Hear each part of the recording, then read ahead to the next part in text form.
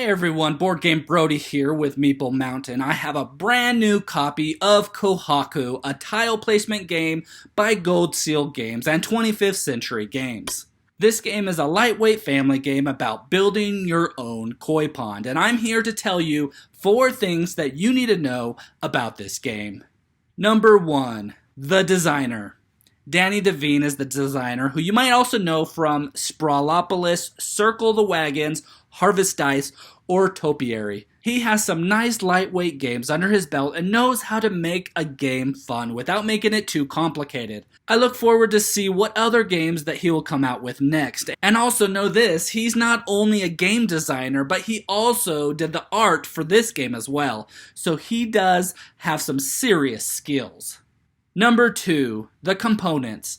If you like nice components, you're in the right spot. The game is a tile laying game, so most of the components are the tiles itself, but the publisher decided to make them fancy. There is an acrylic finish on the top of the tile, so the fish appear deeper when looking at the tile, with the other art like the dragonflies are more superficial, giving it a really cool look.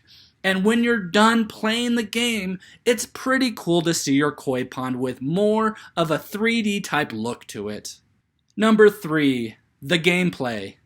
Players will be taking turns building their own koi pond.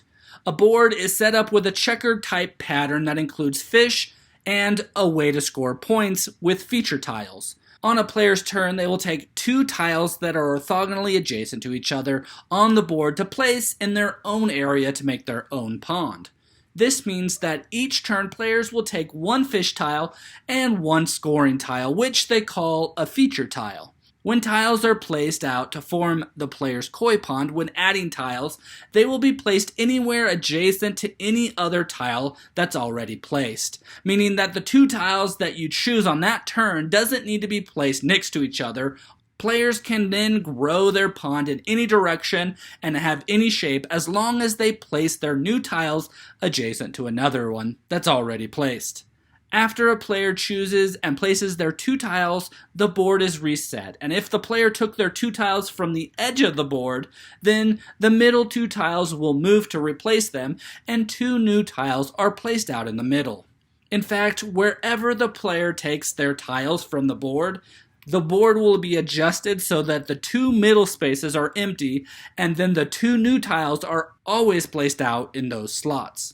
The scoring tiles or the feature tiles have different requirements to score, so let's take a look at some of them. Single flowers will score you 2 points for each tile that surrounds it matching that same color. So if it's a red flower, then you want red fish surrounding that tile. If you get all 4 sides, then you will actually score 12 points instead. Rocks are perfect for babies to hide in, and they score 1 point for every baby koi on each adjacent tile. Butterflies will score 2 points for each koi tile with fish of the matching color in the same row or column as the butterfly tile. Turtles score 5 points regardless of what is nearby. Dual flowers score 2 points for every adjacent koi that matches the flower's color, and possibly 3 points instead if that koi on that tile are both colors. Frogs are hungry and helpful. They score 1 point for every dragonfly on each adjacent tile. And statues will score you points for the number of adjacent tiles regardless of the fish's color.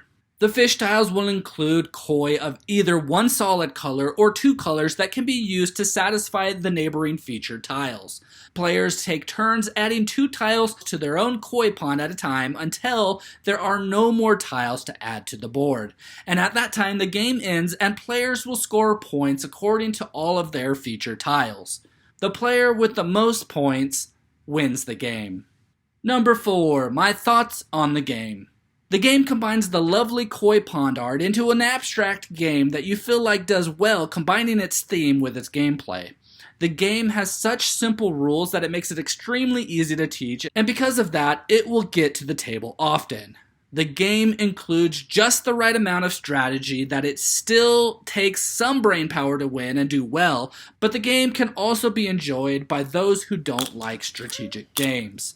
The strategy players need to use in the game is based solely on the placement of their tiles into their pond and from the tiles that they choose from the board. but some tiles can score more points than others, and others might have more potential. Some are guaranteed and require less work to gain those points, while others you need to work hard to gain the points. You'll be trying to fulfill some feature tiles to gain points while also adding more feature tiles to work on while trying to fulfill the others. So you will need to choose where to add tiles to gain points, and then you will need to choose where to add features, as they could be placed on a spot that could score points from what's already in your pond. Overall, this is a great light strategy tile laying abstract game that works great for a family game. So fill up your pond with water so that you can add in fish and features to make an amazing koi pond with your family and friends in Kohaku by Gold Seal Games and 25th Century Games. Again, this is Board Game Brody. I hope you enjoyed this video. Stick around and check out some other board game reviews to see what you might want to get to the table.